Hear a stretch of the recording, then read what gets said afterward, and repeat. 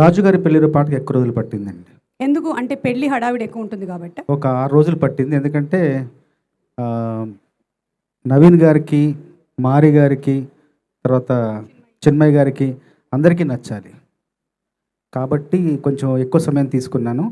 మామూలుగా సాధారణంగా అయితే సుకుమార్ గారి పాటలు బాగా కొంచెం ఎక్కువ సమయం పడుతుంది నాకు. ఎందుకంటే ఒక పట్టాన తేలవు.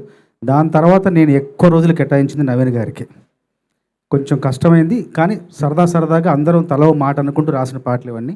చాలా ఉత్సాహంగా అనిపించింది వాళ్ళతో పనిచేయడం. ఎందుకంటే కొత్త తరంతో పనిచేస్తుంటే మనకు కూడా ఎన్నో కొత్త విషయాలు తెలుస్తుంటాయి. ఈ సినిమాలో నాకు బాగా నచ్చిన అంశం ఏంటంటే నవ్వుతూనే మంచి విషయం చెప్పడం, నవ్విస్తూనే ఒక మనసుకి హత్తుకునే విషయం చెప్పడం, నవ్విస్తూనే మనుషుల్ని మేలుకొల్పి వెళ్ళని చెప్పడం అనేది చాలా గొప్ప కథకుల లక్షణం. ఆ గొప్ప కథకుల లక్షణం అంతా ఈ సినిమా అంతా సమృద్ధిగానే ఉంటుంది. ఈ కథను సమకూర్చిన ప్రతి ఒక్కరికి మనస్ఫూర్తిగా నా అభినందనలు, నా శుభాకాంక్షలు. తర్వాత నేను ఇందులో ఈ రాజుగారి పెళ్లిలో పాట రాశాను కదా, అందులో ఏంటంటే ఇంత ఘనంగా, ఎంతో ఘనంగా, అనగన ఘనంగా అని రాశాను.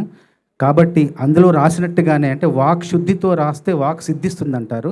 ఎక్కడో మనకు కొంచెం వాక్ శుద్ధి తగిలినట్టుంది. అందువల్ల ఘన విజయం సాధించింది, ధన విజయం కూడా సాధించింది.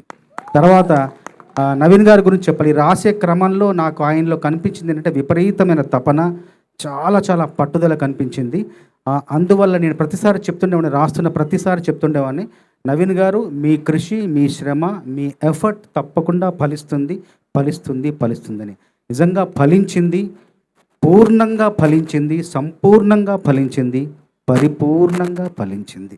మనస్ఫూర్తిగా ధన్యవాదాలు నవీన్ గారికి, అట్లాగే సినిమా నిర్మాత నాగవంశి గారికి, దర్శకులు మారి గారికి, క్రియేటివ్ దర్శకురాలు చిన్మయ్య గారికి మనస్ఫూర్తిగా నా ధన్యవాదాలు. అట్లాగే ఎంతో మంచి బాణీలు ఇచ్చిన మిక్కీ జేమ మేయర్ గారికి కూడా ధన్యవాదాలు. అట్లాగే తను నవీన్ గారు చాలా బాగా పాడారు పాట, చాట్ జీపీటీ పాట. తను పాడినప్పుడు చాట్ జీపీటీ ఎవరే ఈ బ్యూటీ ఇంతందంగుందేంటి వరకు బాగుంది, ఎవరైనా పాడతారు.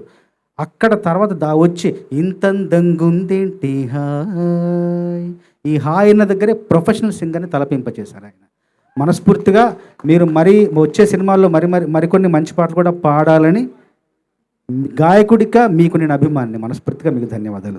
మీరు చెప్పినటువంటి, మీరు రాసినటువంటి విషయం ఒకటి ఫలించింది, ఇంకొకటి కూడా ఫలించాలని మన నవీన్ ఆశిస్తున్నాడు. కారేమో బెంజ్, అది మన ప్రొడ్యూసర్ గారు ఇవ్వాలని. కారేమో బెంజి, ప్యారేమో జంజి స్టోరీ మొదలెట్టేద్దాం. ఖచ్చితంగా మీ మీ మీ బాలవాకు బ్రహ్మవాకు అన్నాను. అదే, థ్యాంక్ యూ. చంద్రబాబు గారు, అలాగే జనరలీ మేము యాక్టర్స్ని అడుగుతూ ఉంటాము, ఇంత బాగా మీరు కనిపించడానికి మీరు డైట్ ఏం ఫాలో అవుతూ ఉంటారని. ఇంత అలవోకగా మీకు మాటలు రాయడానికి మీరు ఎలాంటి డైట్ ఫాలో అవుతుంటారో ఒక మాట చెప్పేసి. యోగా చేస్తాను, రోజు యోగా చేయడం వల్ల బాగా రాస్తున్నాను. ఓకే, అంతేనా సార్? అంతే. Okay, thank you. Food brown rice తింటాను. ఓకే. తర్వాత మేము మా సిట్టింగ్ అన్ని రోజులు కూడా మాకు చక్కటి భోజనం, తర్వాత ఎప్పుడంటే అప్పుడు బ్లాక్ కాఫీలు హాయిగా అలా తినుకుంటూ బ్లాక్ కాఫీ తాక్కుంటూ అలా సరదాగా రాసాం. అది చాలా మర్చిపోలేని ఒక మధురమైన సంఘటనలు అవన్నీ కూడా మా మధ్య జరిగినవి. మాకు అవన్నీ గుర్తొస్తే చాలా ఆనందంగా ఉంటుంది. ఇంత విజయం సాధించడం, 100 కోట్లు ఆయనకు రావడం అన్నది మనస్ఫూర్తిగా నాకు ఆనందాన్ని కలిగిస్తుంది ఈరోజు. అందువల్లే ఈ ఫంక్షన్కి ఎప్పుడెప్పుడు చేస్తారని నేను మరీ అడిగి తెలుసుకొని వచ్చాను ఈ ఫంక్షన్కి. Super sir, thank you so much Chandrababu.